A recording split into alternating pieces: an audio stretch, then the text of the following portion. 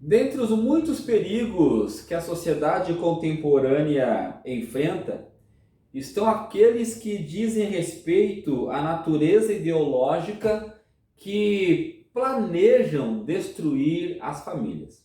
Fique conosco até o final deste vídeo e veremos de que forma Deus pensou a família para ser abençoada e abençoar o mundo em que vivemos.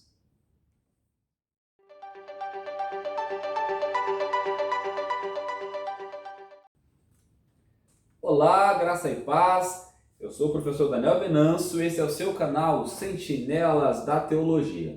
A graça e a paz, eu sou o professor Anderson Velasco e com muita alegria no coração estamos iniciando mais um vídeo do seu canal Sentinelas da Teologia e contamos com o seu carinho. Se inscreva no nosso canal, nos ajude, deixe o seu comentário, sua cidade, seu nome e deixe aquele like missionário que você vai estar ajudando nossos vídeos a serem mais impulsionados pelo YouTube. E a lição de hoje, Anderson, é a lição de número 6, que tem como título A Sutileza das Ideologias Contrárias à Família. E o tópico 1 vai falar da família como projeto de Deus. Segundo a antropologia, ela já estruturava a sociedade da seguinte forma: família, igreja e Estado. Segundo a antropologia, este é o cerne da sociedade. Qualquer inversão nesta ordem, nós não temos sociedade, e sim nós temos o caos. Tanto é que basta nós vermos a forma como nós, ou a nossa sociedade, vive hoje. Ela vive no caos, não há compreensão, não há amor, não há ordem, é uma bagunça total. Por quê? Porque os valores, a ordem se inverteu. E a família, Anderson, ela é a célula máter da sociedade. Queira você aceitar isso ou não, esta é a verdade. Por que a família é a célula máter da sociedade? Porque Deus criou a família. A família está no projeto de Deus. Se nós formos ler a Bíblia Sagrada, o que nós vamos encontrar, Anderson? Lá em Gênesis, nós vamos encontrar, logo nos primeiros capítulos, Deus instituindo a família a partir do casamento de Adão e Eva. Então, de Gênesis a Apocalipse, nós temos a família estruturada e permanente, porque foi Deus quem criou.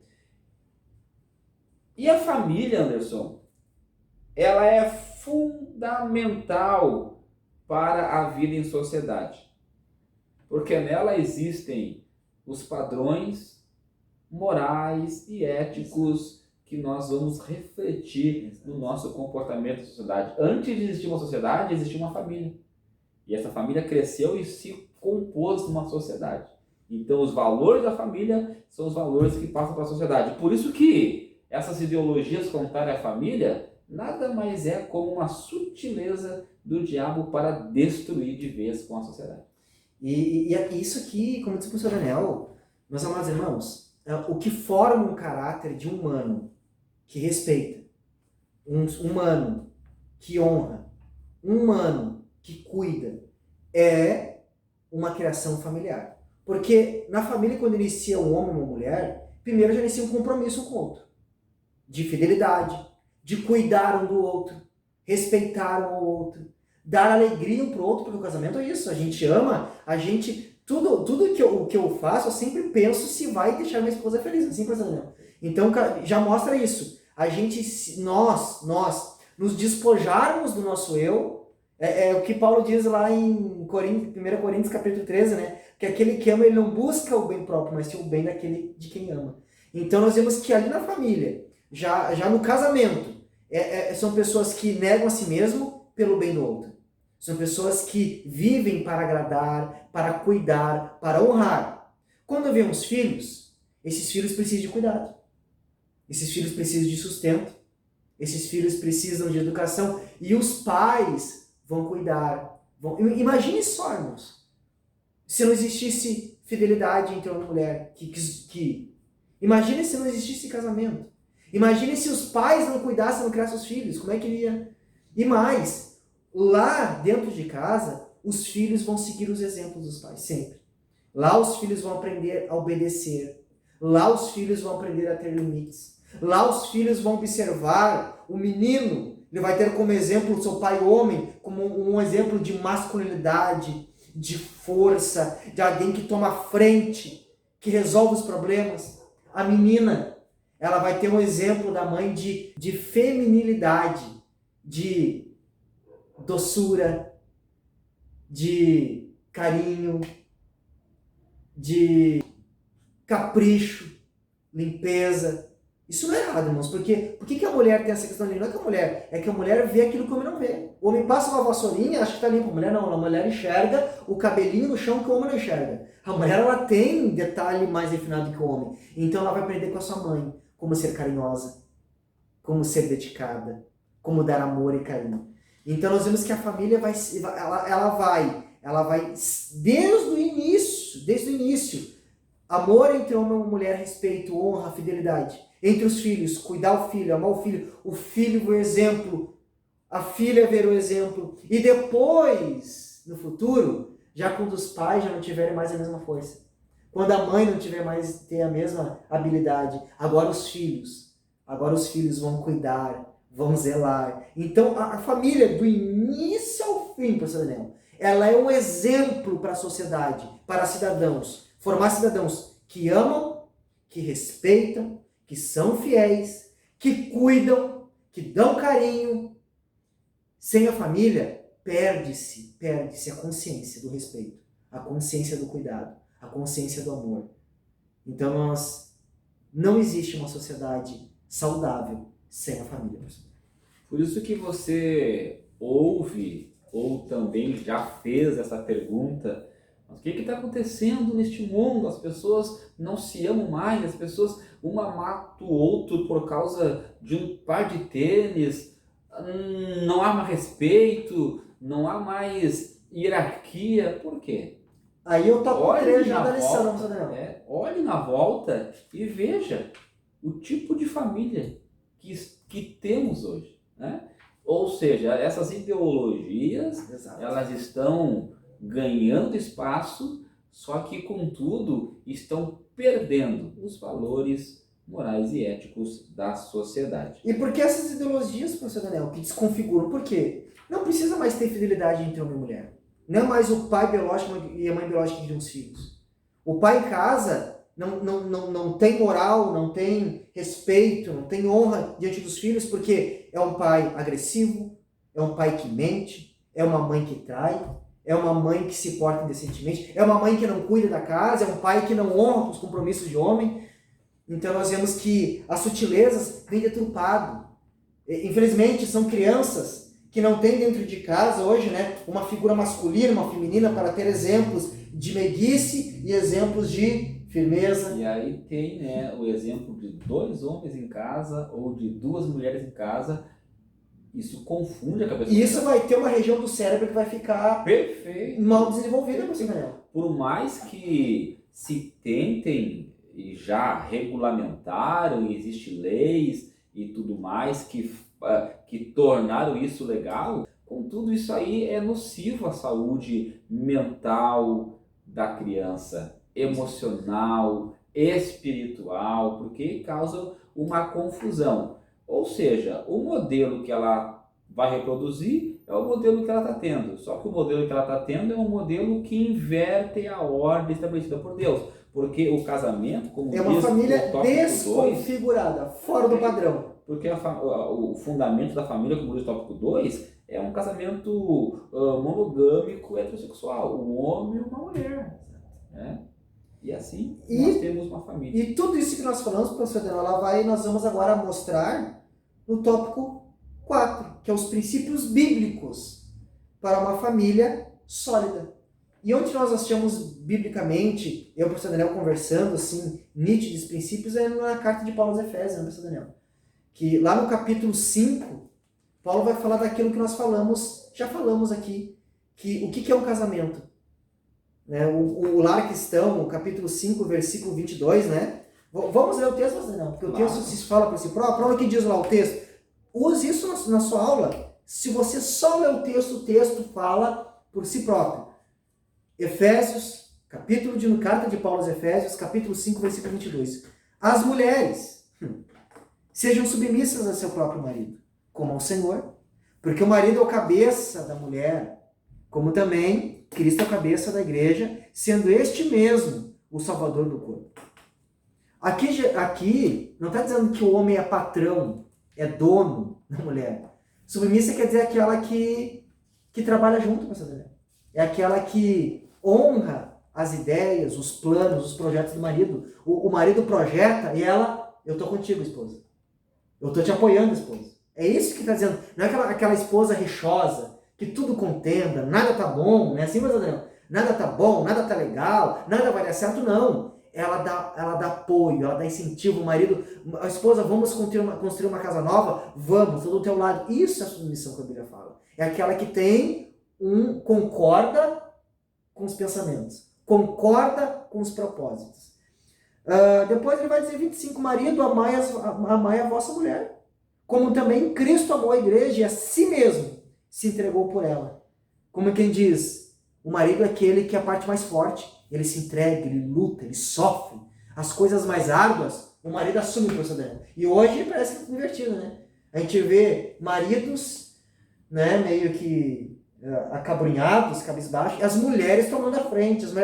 Irmãos, marido é aquele que vai pro frio, marido é aquele que enfrenta o fogo, marido é aquele que quando vê o bandido, é ele que encara o bandido. É isso que o texto está dizendo. É aquele que cuida da parte mais frágil que a esposa. Então, e nós vamos ver que no capítulo 6 vai falar de todo o lar. Filhos, pais e filhos, filhos e pais. Ele vai dizer, filhos, obedeceis a vossos pais no Senhor, pois isto é justo. Honra teu pai e tua mãe, que é o primeiro mandamento com promessa, para que te vá bem e sejas de longa vida sobre a terra. Olha só, irmãos, para que te vá bem. Por quê? Qual o pai que quer o mal do filho, professor Daniel? O pai sempre vai dar... Porque na fase de adolescência, jovem, parece que o pai só quer azarar as paradas, né? Meu pai só me atrapalha, não deixa eu ir pra festa, não deixa eu namorar, não deixa eu dirigir o carro. Mas não é que o pai quer embaraçar a vida do filho, não. É que o pai sabe que não é o momento de namorar. O pai sabe que não tem maturidade para isso. O pai e a mãe sabem que não é o momento de você pegar um carro para dirigir, porque o carro é uma arma que você pode se matar. O pai sabe que não é o momento, né, de ir para festa, porque é perigoso, pode, né, se envolver com drogas. Então, se o filho que ouve o conselho do pai e da mãe, ele vai bem. Porque, filho, não vai para aquele caminho, porque aquele caminho é perigoso. Ele vai ser livre do perigo daquele caminho.